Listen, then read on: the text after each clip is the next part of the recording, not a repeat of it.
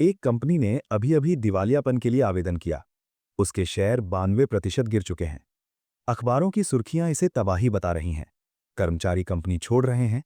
Twitter कह रहा है ये कंपनी खत्म हो गई। और एक अरबपति ने अभी इसके 18% शेयर खरीद लिए। क्यों? क्योंकि कभी-कभी दुनिया की सबसे कीमती कंपनियां पहले नाकामी जैसी दिखती हैं। इस वक्त टेक, रिटेल, बायोटेक और मीडिया में अरबपति चुपचाप उन कंपनियों के शेयर खरीद रहे हैं जिन्हें बाकी सब छोड़ चुके हैं। जीतने वाली कंपनियां नहीं, बर्बाद हो चुकी कंपनियां। और ये बात मायने रखती है। जब समझदार पैसा तबाही की तरफ भागता है, दूर नहीं बल्कि उसकी तरफ, तो कुछ गहरी बात हो रही होती है। यही है वो खेल। सुनिए, जब कोई कंपनी डूबती है तो बाजार धीरे धीरे उसकी कीमत नहीं घटाता, वो घबरा जाता है। फंड्स शेयर बेचने लगते हैं, एनालिस्ट्स रेटिंग घटाते हैं, छोटे निवेशक भाग जाते हैं। कीमत सही स्तर पर नहीं आती, वो उससे कहीं नीचे चली जाती है। सोचिए, एक कंपनी जिसकी असली कीमत है 10,000 करोड़, कारखाने, पेटेंट्स, ब्रांड, कस्टमर डेटा, सब कुछ।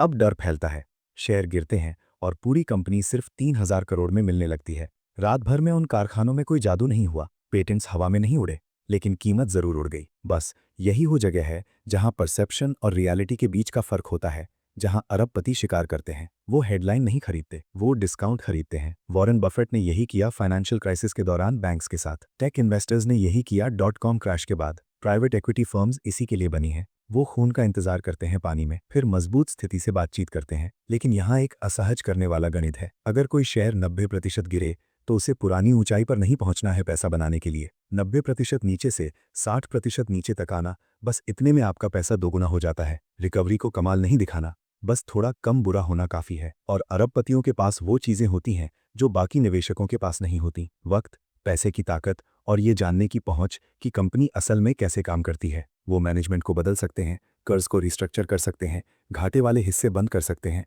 पूंजी डाल सकते हैं। वो सिर्फ निवेश नहीं करते, वो दखल देते हैं। लेकिन ये दान नहीं है और ये हमेशा जीनियस भी नहीं है। कभी कभी कंपनी सच में टूटी हुई होती है, कभी कभी सस्ता शेयर और भी गिरता है। गिरते चाकू को पकड़ना तब भी चोट करता है, चाहे आप कितने भी अमीर हों। विडंबना ये है कि जब तक आम जनता को भरोसा होता है, तब तक आसान पैसा जा चुका होता है। अरबपति ने खरीदा था जब सबसे ज्यादा शर्मिंदगी थी। बाकी सब खरीदते हैं जब सबसे ज्यादा जोश होता है। तो अगली बार जब आप किसी कंपनी को मरा हुआ घोषित होते देखें, एक अलग सवाल पूछिए, क्या ये सच में बेकार है या बस किसी को पसंद नहीं? क्योंकि बाजार में कीमत और मूल्य दोनों जुड़े जरूर हैं, लेकिन दोनों एक नहीं हैं। और जो लोग इस फर्क को समझते हैं, वही अरबपति बनते हैं।